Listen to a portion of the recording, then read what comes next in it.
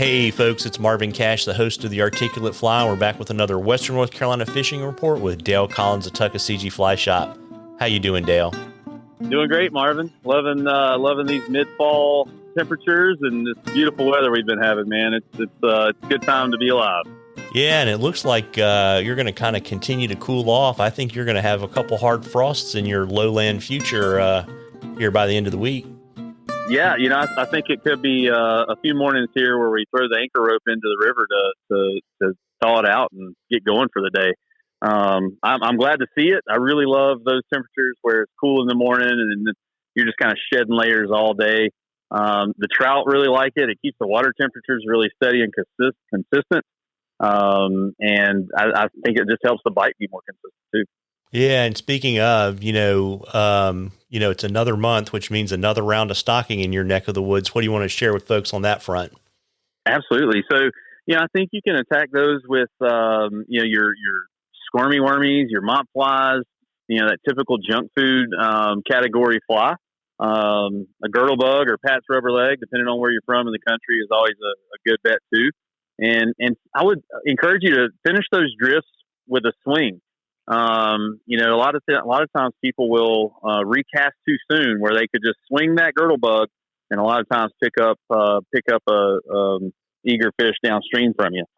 So that's a good bet there on the tuck, or really any delayed harvest.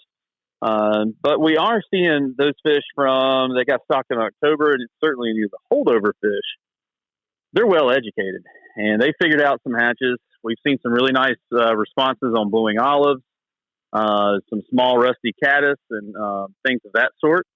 So don't forget your dry dropper game is still going to be good, especially in the afternoons as the temperatures warm into the afternoon. So there's still a lot of things at play here, and you can kind of, if you want to work on your streamer game on a delayed harvest or nymphing game or dry fly game, now's a great time to do that. And it's low risk. Like, you're more than likely not going to get skunked if you go out there and try to learn a new technique. Yeah, and so what are you seeing on your wild water up in the park? So we're still seeing, the leaves are hanging on. We kind of had, temperatures in the 70s and mid 70s for most of October.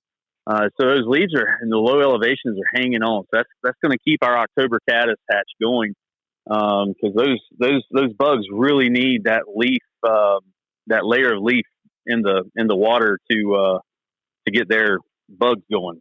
So October caddis, I really still like the orange stimulator. You can kind of get into a little bit darker shade of orange. That's going to help you.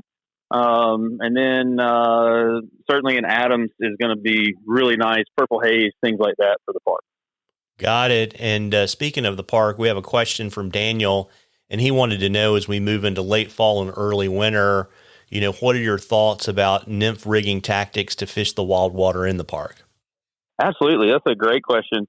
I kind of consider mid-November into December like your late fall time period there for the national park, and any of the, I guess, lower to mid-level creeks.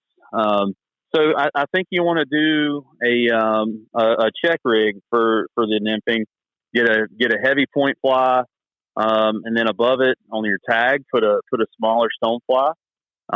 Use really light tippet. That water is going to get super clear once these leaves get washed out of here, and the tannic color of the water gets moved out to Fontana Lake. So, but you're going to need to be deeper in the water column. So avoid that fast moving water, 6-7X tippet.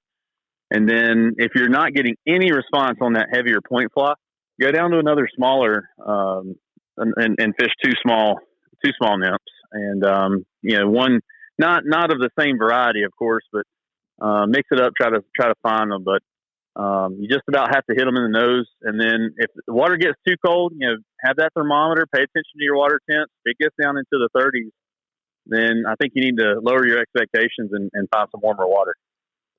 Yeah, and I think too, it's always amazing, if you really skinny down your tippet to 5, 6, 7X, and I'm a big fan of trout hunter fluorocarbon when you got a Euronymph like that, you really don't need a lot of weight to get down.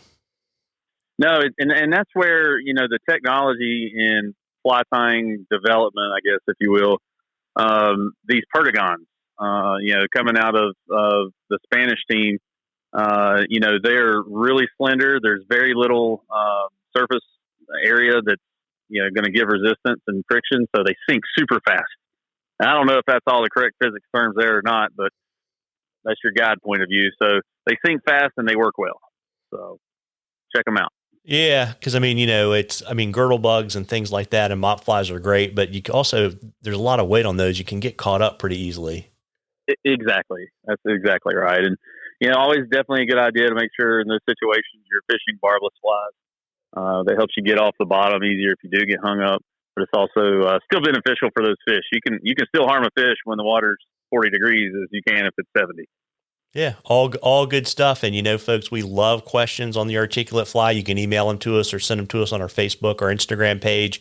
If we use your question, I'll send you some articulate fly swag. And we were entering a drawing for something cool from the shops at the end of the season. And Dale, before I let you hop, you want to let folks know about your 3 locations and hours and all that kind of good stuff? Absolutely. So we're located in downtown Waynesville, downtown Silva, and Bryson City. And we're going to be 8 a.m., 5 p.m. in all 3 of those locations for pretty much the remainder of November. And then we may kick over to our winter hours there in December. So give us a call or email info@Tuck Fly Shop. You can find us online anytime at tuckflyshop.com. Well, there you go. I keep saying it, folks, but fall is my favorite time to get out and fish. You owe it to yourself to get out there and catch a few. Tight lines, everybody. Tight lines, Dale. You too, Marvin.